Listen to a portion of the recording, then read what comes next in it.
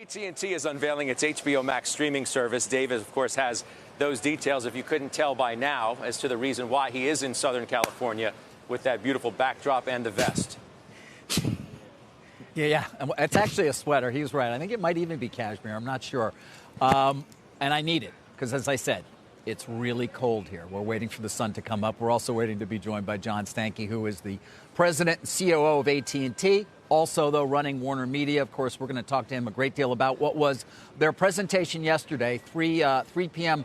Local time here, so 6 o'clock. A lot of people sort of digesting all the news that came out almost overnight, if you will, from 6 to 9 yesterday as they presented the plan for HBO Max. $14.99, of course, being a key price point here, very similar to what HBO is priced at with the 34 million subscribers there. The question is, how many will simply move to HBO Max, given there is really no price differential, given what you're paying for most of your cable distributors for that. A lot of focus on all of the content, and particularly they kept coming back to the idea of breadth and depth, and of trying to service areas and demographics perhaps that HBO currently doesn't hit as hard. Women, for example, young adults being another one, millennials, Gen Z.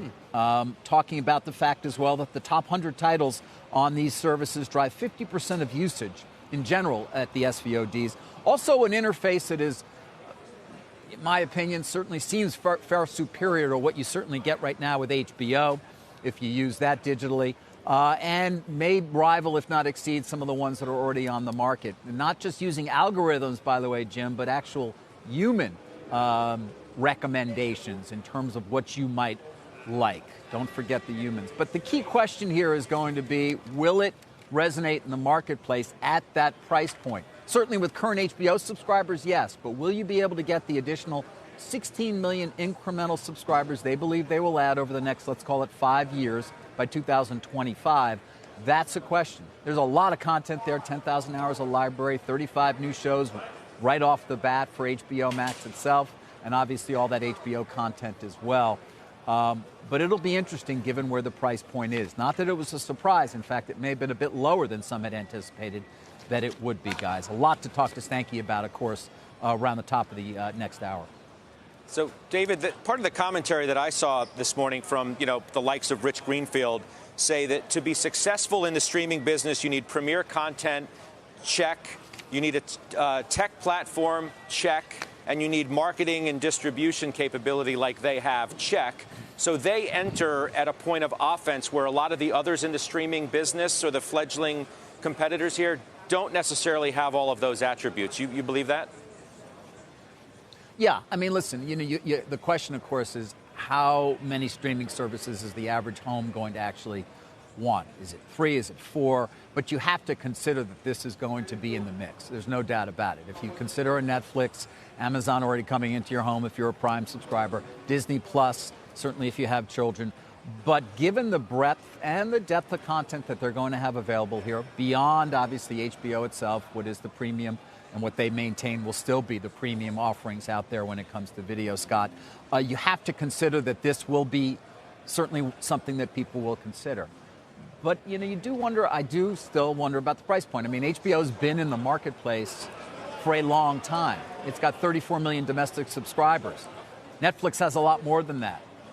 And that's a key reason. So, because it's fairly expensive. And so you do wonder how much it's going to resonate with people who perhaps are on a budget, or younger people who are somewhat unwilling sometimes to pay for these kinds of services. And I think those are some of the questions as well. The investment's going to be fairly significant. They are saying it's going to be profitable by 2025. Jim? David, let me give you just a kind of a habit. Let's just say a theory. When you and I used to speak to Mr. Bucas, who, by the way, is a great American, the idea that HBO was worth a huge amount of money, very undervalued within the mix, was something that was talked about all the time. Do you think, in order to raise money, that AT&T could spin off some of HBO? No, I don't. They are all in here. It is central to their strategy, certainly at Warner. I mean, I can't tell you how many times the various people who took the stage more or less said, we're all in. That was Stanky. Everything starts with HBO. That was Greenblatt. They talk about DC and say, we're all in there too. No, it's hard to imagine, given the focus that they have on this particular product and the importance they're placing on it for driving Warner overall, and obviously being a defense against the trends that we all know are so pervasive right now in terms of cord cutting, that they would ever consider doing that. I don't anticipate that or think that would be a possibility.